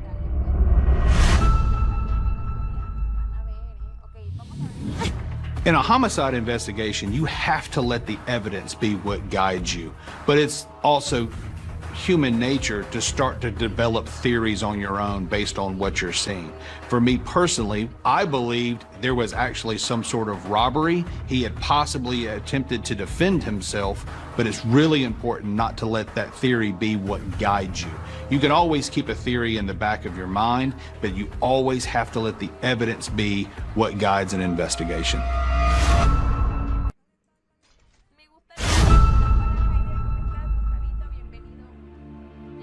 Following a day-long investigation, detectives finally identified Travis Henry as the man found dead in a Columbus, Georgia cul-de-sac. Later that night, a large contingent of family members arrive at the police station in search of answers to their questions about why Travis was killed. He was not some sort of loner who just went off and did his own thing. He came from a large family in Montgomery, Alabama that loved him, and he loved them in return. They were very involved in his life. Most of the family members are in shock or even denial. This can't be Trav. Maybe a mix-up or something, someone that looks like him. I don't know.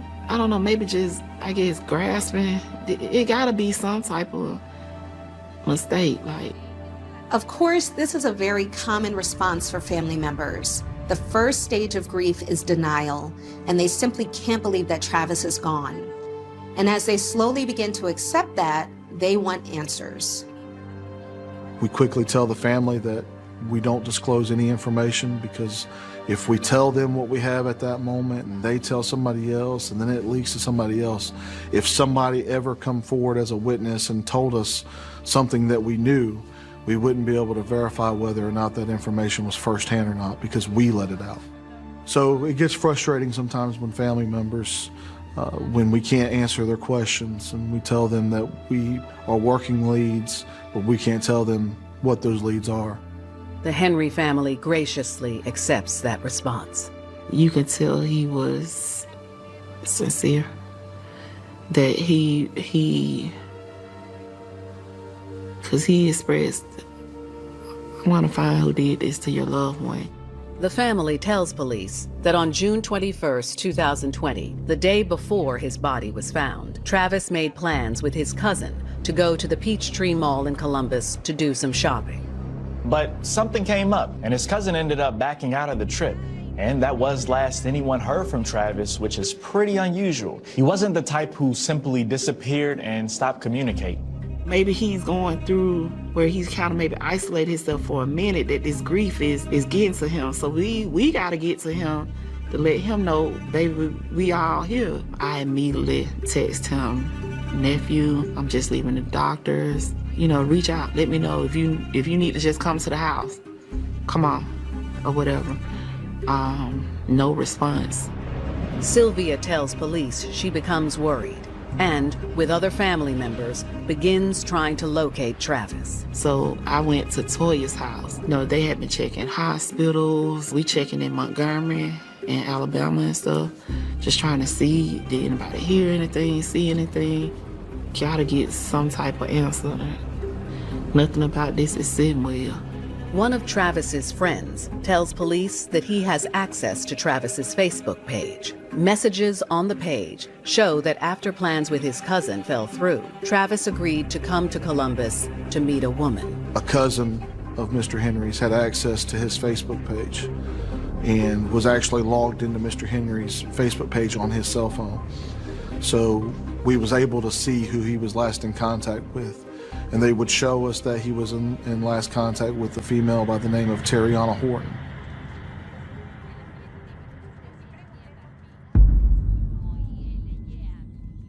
My partner at the time recognized the name from a case that he had worked when he was assigned to another bureau in the department.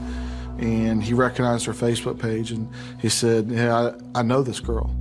The detective remembers that a year earlier, Terriana Horton's brother, Terrion Joseph, had been murdered, and Terriana had been interviewed about that case.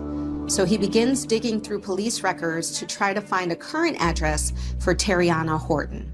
Travis Henry's grandmother, Vicki McLemore, is also at the police station that night. She tells Detective Hayes that Travis was driving his BMW 528i when he came to Columbus. Detectives enter the vehicle into their system as stolen, and it is immediately compared to all reports of found vehicles. And detectives are instantly notified of a BMW 528i that was found earlier in the day in Phoenix City. We were able to work with Russell County Sheriff's Office in Russell County, Alabama, and the Phoenix City Police Department, Phoenix City, Alabama, and find that actually earlier that morning, while we were working our crime scene, there was a vehicle, a 911 call in Phoenix City, Alabama about an abandoned vehicle, and it was about the BMW. We go there and we find this is the vehicle that has the registration to Miss McLemore. The car is found parked in a grassy area near a landfill. It's a very rural area, and the car is actually pulled off the road through a dirt path and then halfway into some trees and brush. So it's pretty clear that someone was trying to hide it so it wouldn't be found. Travis Henry's cell phone records showed that his phone last pinged off towers in the area where the car was found. This strongly suggested that it was put there after he was already dead, so he didn't drive it there himself. Crime scene techs immediately begin processing the BMW for fingerprints and DNA evidence. Whoever parked the car obviously had some involvement in the murder. So police are hoping that they'll find something in or on the car that will help them identify that person or persons. The vehicle appeared to be ransacked and possibly wiped down, as we didn't get any fingerprints confirmed from any latent lifts off of the vehicle. But there is one clue in the car. In a cup holder in the center console of the BMW, they find a soda cup with the logo from Circle K convenience stores. Cell phone records show Mr. Henry's phone pinged a tower near a Circle K. Most convenience stores have surveillance cameras, so detectives are wondering, did the killer stop and get a soda from the Circle K? Could they be caught on camera?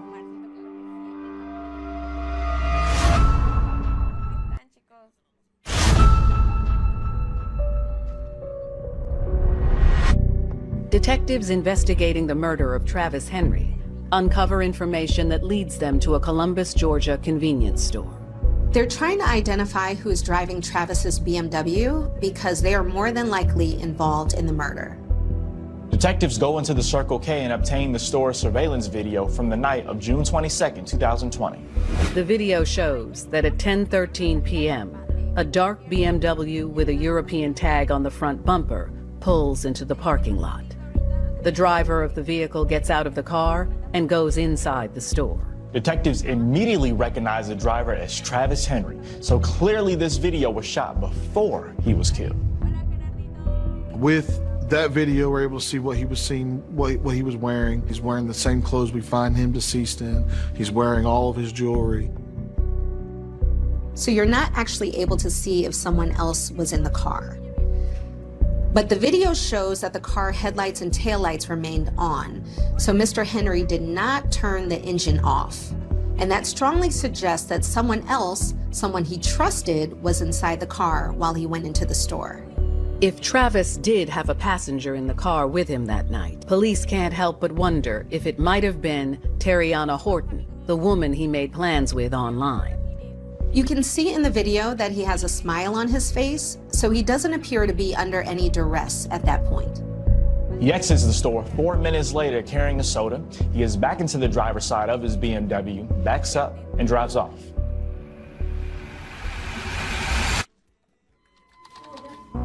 Investigators download the content of Travis Henry's Facebook page, including his messages. They discover he first began messaging Terriana Horton and another young woman named Kalea Sumter 5 weeks earlier. On May 15th, Travis received a friend request from Kalea Sumter, and then less than 10 minutes later, he received another friend request, this time from Terriana Horton. And then immediately after that, Travis and Terriana began communicating through private messages. What we quickly realized, Mr. Henry had previously met these two girls somewhere. They knew each other. And that these two girls, Kalea Sumter and Terriana Horton, were flirting back and forth with Mr. Henry. Travis messages Terriana that he and a friend are interested in meeting the girls. A short while later, Terriana asks Travis if he and his friend are able to come to Columbus that night. Travis's mom is very sick at the time, and she's actually in the hospital dying from COVID, so he's not able to go and meet with them. Over the next month or so, they have sporadic contact, so there is just some messages here and there, just sort of general flirting. On the afternoon of June 21st, 2020, Travis messages Terriana that he may come to Columbus for the night. Terriana messages him back. Come on. She tells him that they can go to the Riverwalk and hang out. He basically hits the road. His cell phone shows him traveling. He's hitting different towers from Montgomery to Phoenix City to Columbus. We see that he makes contact with her and says, hey, I'm getting close. Where can I meet you? Terriana tells him to pick her up at an apartment complex in Columbus. She doesn't give him an exact street address, but she provides various landmarks for him to follow to get there. His phone would show him arriving, taking the highway and arriving to Whisperwood Apartments here in Columbus, Georgia. You can see in their conversation on Facebook, he says, hey, I'm here. She says, hold on, I'm coming out.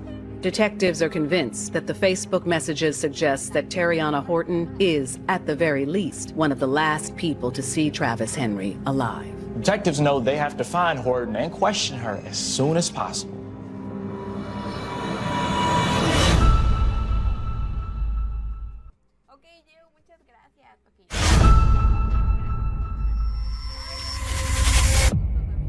Detectives know, based on social media messages, that 20-year-old Terriana Horton was with Travis Henry the night he was killed. They also know that Travis had interacted with Kalea Sumter on Facebook, and they could tell from those initial Facebook messages that Kalea and Terriana were most likely friends. So police are looking for both of these young women. Because Terriana had been questioned by the police before, detectives are eventually able to find contact numbers for her parents. We would actually make contact with her mother and father who lived here in Columbus, Georgia, and they would bring Terriana Horton to us. We simply expressed that, Terriana Horton's name had come up in an investigation and that it was important that we speak with her. Terriana Horton's early life was filled with upheaval. Not a lot is known about her family life, but we can assume it was pretty chaotic. She ran away from home several times. She was even reported missing by her mother. She was involved in numerous fights in school and out of school, on the streets. It's quite common to see children who have troubled family lives also have issues in school, and Terriana was a good example of that. Terriana's brother, Terrion, was apparently killed in street violence in 2019. There was some indication that her brother was in a gang and his murder was gang-related. It's not uncommon for juvenile females to be attracted to this gang activity that involves street fights and running around late at night committing robberies and being involved in shootings. Her brother also got caught up in that type of life. Witnessing her brother's death must have been a very traumatic experience for her. It probably pushed her even more towards a life of crime. Around this time, Terriana and Kalea Sumter became friends. Kalea was a few years younger, and they came from a similar background, so they started hanging out together.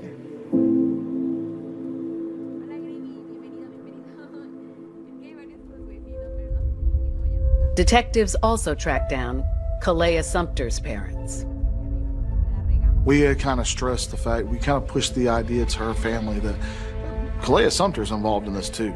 So we get her, and we now have both these young ladies in the police department, and we're going to conduct interviews with both of them. Hayes begins by questioning Terriana Horton. She admits she knew Travis Henry prior to their online encounter. Both the girls met Mr. Henry at some party somewhere in Alabama, and that's how they became Facebook friends. You can see in the messages that she's starting to flirt with Travis, and she suggests several times that he come to Columbus, and finally, on June 21st, he does. Because of all the flirting they've already done online, there's a pretty clear implication from Terriana's messages that if he comes to Columbus, they will end up having sex. And Travis actually talks about getting a hotel room for that night. But Terriana tells police she is doing this at the urging of her friend, Kalea. According to Terriana, Kalea is sort of the driving force behind all of this. She asked Terriana to lure Travis to Columbus because she and two men she knew wanted to rob Travis. Those men are 19-year-old Lydell Sparks and 25-year-old Wayman McMillan. Police wanted to understand Terriana's relationship with the two men involved, and whether her actions were part of a collective plan or done on behalf of one of them. Lydell Sparks is a troubled young man, and I don't know very many law enforcement officers with the Columbus Police Department that during the years between 2018 and 2020 wouldn't have had some sort of contact with Lydell Sparks. Stolen cars, burglaries, domestic disputes, gun charges. Mr. Sparks and his partner Wayman were always involved in something. They had a lot of stuff on their social media that would indicate they were involved in guns and drugs and things like that. They targeted Travis Henry because on his Facebook page, Travis had pictures of his BMW, and he was wearing a lot of expensive clothes and jewelry and flashing a lot of cash. They knew he had money, and they'd have a large sum of money to take from Mr. Henry. Terriana says the plan was for her to take Travis to a secluded section of the Riverwalk. The plan was that Terriana would get Travis alone, and then the other three, Kalea, Lydell Sparks, and Wayman McMillan, would come upon them and rob them. They would have a getaway vehicle because they would have Miss Horton's vehicle, and they would leave the victim there. But the plan hits a snag. There are too many potential witnesses on the Riverwalk. There's a playground and a splash pad there, which draws a lot of children and families, especially in the summertime. So even though it's 9 p.m., it's a hot summer night, and there are a lot of people there. Terriana texts Kalea that there are way too many people there and the plan is not going to work. So they have to come up with another plan. One of the guys would suggest go to Nina Street, and Miss Sumter would text Miss Horton, we're going to Nina Street, go there. They were familiar with that area, and they knew it was a cul-de-sac that had a bunch of abandoned homes nearby, so it would be quiet and secluded. Terriana says to Travis, hey, it's too crowded here. Let's go to someplace that's more quiet. And he immediately agrees. At Terriana's direction, Travis parks in the cul-de-sac and they talk for a while. Terriana then sees another car pull up and tells Travis that it's some of her friends. Kalea, who Travis Henry knew because they had met previously at a party, walks up to the car, and Travis rolls down his window and they begin talking. Travis doesn't see that behind Kalea is Liddell Sparks, who is holding a pistol in his hand. Then suddenly, Sparks jumps out from behind Kalea, pointing a gun at Travis, and pulls open the front door. What no one realizes is that Travis Henry is also armed. He has a pistol in his holster in the front of his shorts. And when he sees Sparks, he tries to pull the gun out of his holster. But before Travis can grab the gun, Sparks fires one shot, striking him in the chest. Sparks pulled Travis out of the car, and then they quickly started pulling off his jewelry and his watch. And then panic set in, and they worried that someone had heard the shot and realized they needed to get out of there as quickly as possible. They panicked, which was the reason why the $400 cash was left in his pocket behind. They just left Mr. Henry dumped on the side of the road to die. Sparks gets into Travis's BMW and drives it across the river to Phoenix City. Terriana Horton, Kalea Sumter, and Wayman McMillan follow him in the other car. They wipe down the BMW for fingerprints and then abandon it there. Every single person that I work with in the Violent Crimes Unit has a strong fear in God, and that is our motivating factor because we believe that only God gets to decide who lives, who dies, where, when, and how that happens. And the fact that God, the God I serve, doesn't walk around the streets of Columbus with a 9mm means that someone's playing God. And I take that personal. My coworkers take that personal. And that's why we work so hard to solve these cases.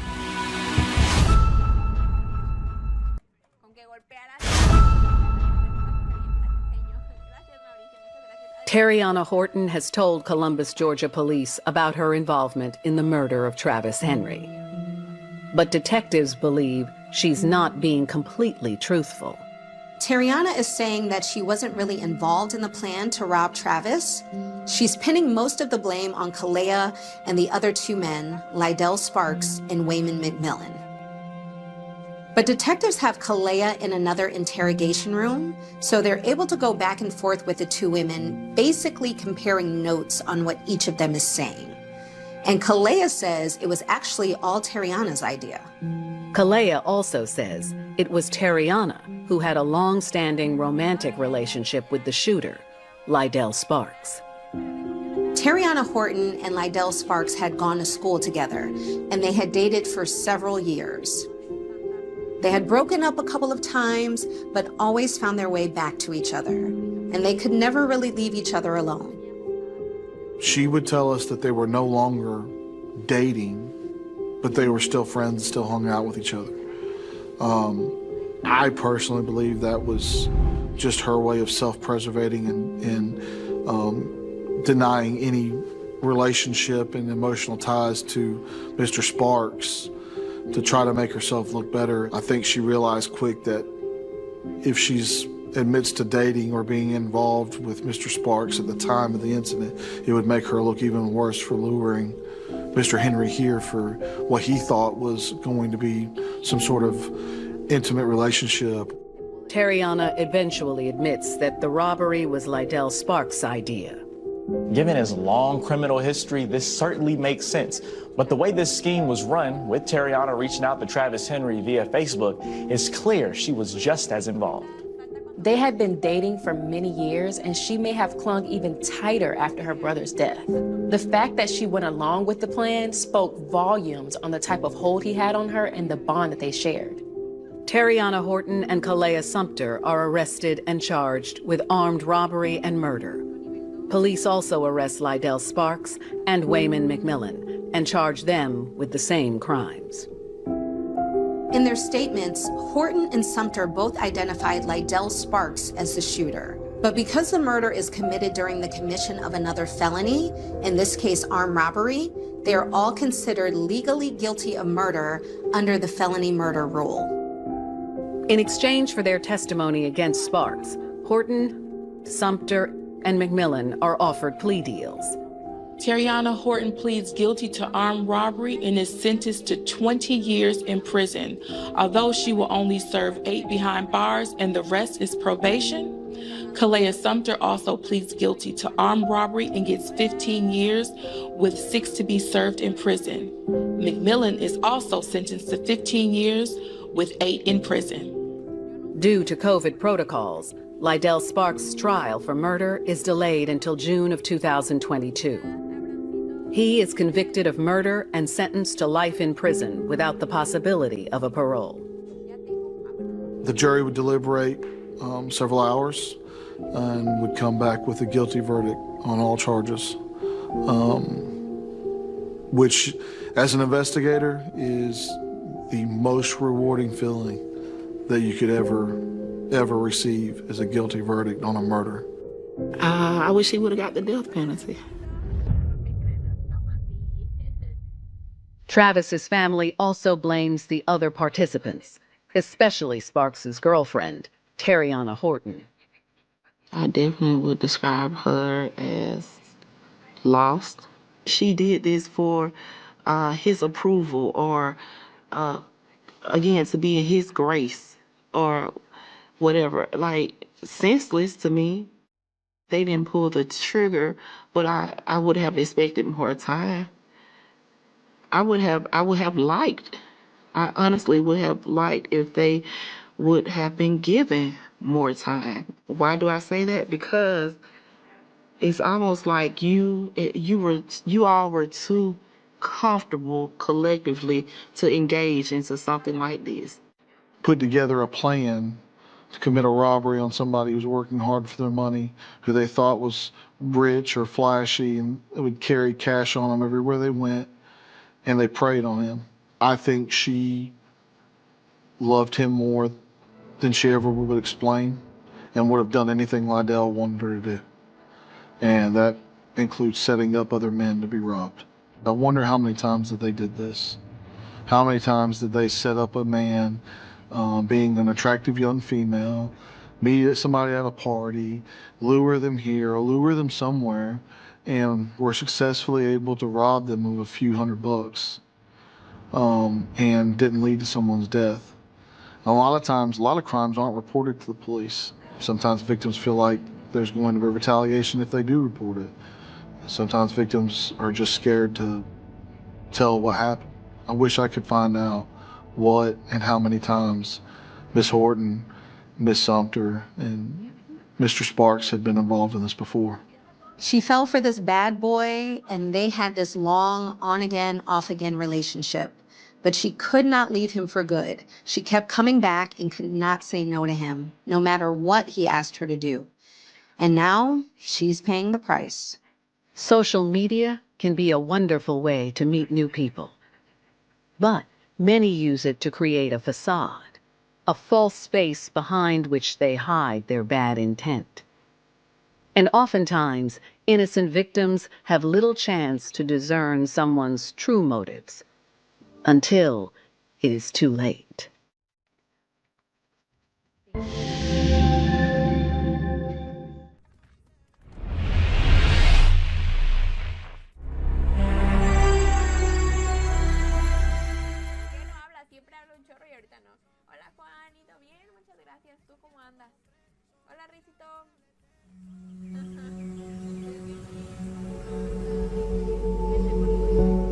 To protect and serve. It's a sacred vow, not one to be taken lightly. There's no one more important to uphold this vow for than the ones you love. You'll do anything to keep them safe. But what if in your quest to protect your loved ones, you lose yourself and become entangled on the other side of the law? Now you're the one that needs protecting.